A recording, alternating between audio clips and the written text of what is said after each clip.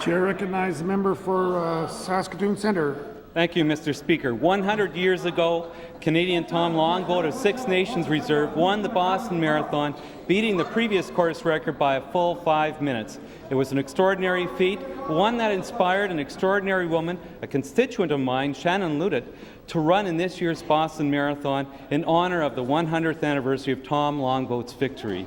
Shannon was not always a runner. She just began a few years ago after hearing the story of how, in 1904, her great-grandfather, Billy Loutit, a Métis dispatch carrier for the Hudson Bay Company, ran 100 miles from Athabasca to Edmonton in 16 hours to get help for a flood that threatened the town.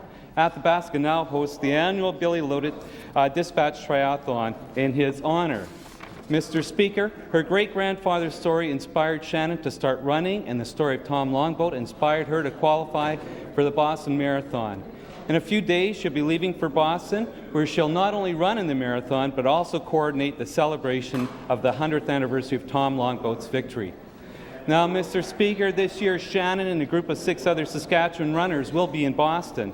Sadly, though, a fellow Saskatchewan runner, Bruce Sawchuk, who also qualified for the race, passed away suddenly this month.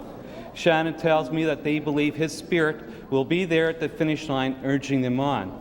Mr. Speaker, I ask that all members join me in wishing Shannon and all the Saskatchewan runners the very best in Boston. Thank you.